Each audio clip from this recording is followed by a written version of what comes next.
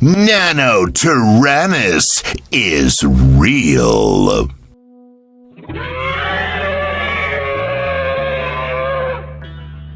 Hello, my Jurassic fauna. This is Jurassic Allosaurus. For over 30 years, one dinosaur has caused more arguments than almost any other.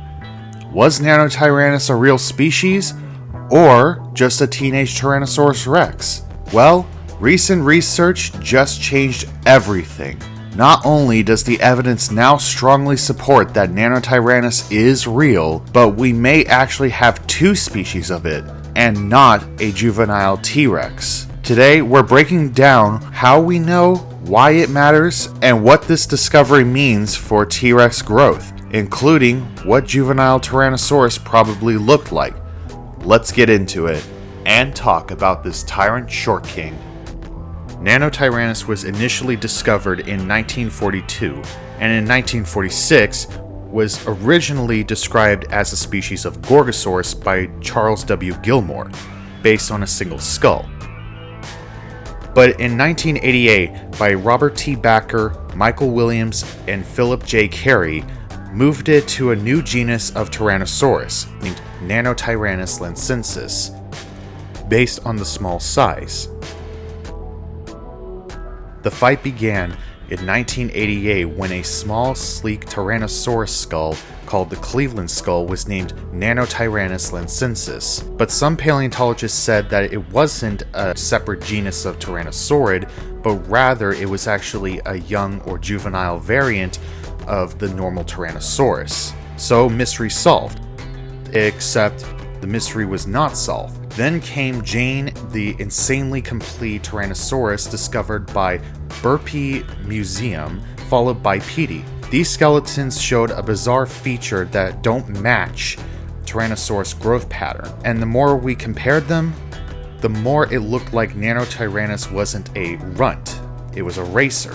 So what changed? Recent studies have examined bone microstructures, growth rings, skull proportions, jaw mechanics, limb ratios, brain cavity shape, etc. And here's the big deal. Jane and Petey show adult bone histology, so they're not juveniles nor subadults, but actually adults.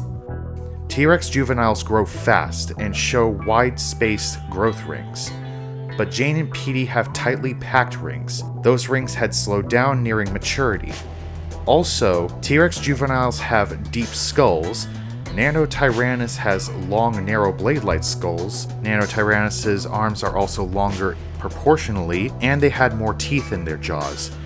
And Nanotyrannus's legs were built more for speed.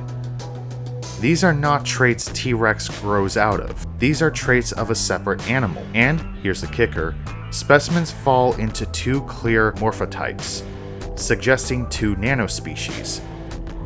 Imagine a tyrannosaur built like a pursuit predator, sleek, lightweight, and fast. Features likely included streamlined narrow skulls, possibly longer arms than an adult tyrannosaur, long legs for running down prey, blade-like teeth for slicing rather than crushing, big eyes for excellent vision. If T-Rex was the heavyweight boxer, Nanotyrannus was the MMA featherweight. But despite this, do we have any examples of actual juvenile tyrannosaurs? Actually, we do. We can look at close family relatives to get a good idea of what juvenile T-Rex looked like, including some potential specimens. So let's get into it.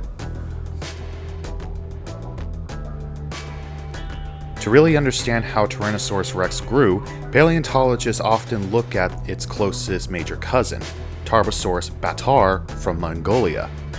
Tarbosaurus wasn't just Asian T-Rex, it's part of the same late evolving Tyrannosaur lineage, almost a sister species, separate by geography. And here's the key point. Tarbosaurus has a beautiful growth series. We found juveniles, subadults, and adults. Studying Tarbosaurus tells us what Tyrannosaurus growth normally looks like. Juveniles have short, deep skulls. Their snouts are robust early on. Bite muscles develop extremely fast. Limb proportions stay relatively consistent. The The skull doesn't get long and slender during adolescence. When we line up Tarbosaurus growth stages with supposed, in quotes, juvenile T-Rexes like Jane and Petey, they don't match at all. So Tarbosaurus becomes a reference model in most ways, as it shows the expected growth pattern for Tyrannosaurus. And once you look at Tarbosaurus, it becomes even clearer Jane and Petey aren't young T-Rexes. They're too gracile, too long-snouted, too fast-built. They don't really fit the Tyrannosaur growth template at all. Then juveniles should look like small, robust crushers, not streamlined pursuit predators. And that is one of the biggest reasons the Nanotyrannus debate has swung toward validation. Also, in most part, because we don't think that it's part of the traditional Tyrannosaurid lineage. We now believe that Nanotyrannus was actually more closely related to another Tyrannosaurid family, the Dryptosaurs. And for any of you paleo nerds out there, Laelaps, before it was reclassified to Dryptosaurus, thanks to that name already belonging to a flea. Yeah. But that begs the question, what would a juvenile Tyrannosaurus really look like given what evidence we have currently and any of its close relatives? Contrary to what I just said, I do believe that we could have some hints with Tarbosaurus, but Tarbosaurus, like I said before, was more of a sister species to the Tyrannosaurus. It's not 100%. So, what would actual juvenile T-Rex look like if Nanotyrannus isn't a juvenile T-Rex? Well, we have the Baby Bob specimen. Baby Bob is one of the best examples of a real juvenile T-Rex. It's tiny, around 2 to 3 years old, and why we know it's a juvenile T-Rex? It was found in a T-Rex only formation. The skull is partial to Tyrannosaurus's proportions, not Nanotyrannus's, and it has the correct number of teeth for a young T-Rex. The jawbones already show an early sign for bone-crushing adaptations, and its histology, the bone rings, show extremely young age and rapid growth. And Baby Bob isn't slender like the Nano. Even as youngsters, T-Rex had a deep, powerful skull and surprisingly strong jaws. Another example is the Los Angeles juvenile, or LACM 28471. It's been verified as a real juvenile Tyrannosaurus. This fossil is a partial skull and postcranial skeleton from a very young T-Rex, around 11 to 13 years old. Why we know it's a juvenile T-Rex? The classic T-Rex shape, short, deep, but robust, correct Tyrannosaur tooth count, bone histology shows early stage of development, and it fits the trajectory of the confirmed T-Rex adults. No gracile or carosseral features around the Nano's fossils. We also have several others like Baby Lane and possible juvenile material from the Tufts Love Rex. One common is definitely Teen Rex from the Denver Museum of Nature and Science. This specimen sits right in a sweet spot. Not a hatchling, not a full-grown adult, but a true teenager, around 13 to 15 years old. And it gives us one of the clearest pictures of what these animals looked like. And currently it's being excavated to confirm its validation as a juvenile T-Rex. A major new study published in 2025 re-examined decades of Tyrannosaurus fossils.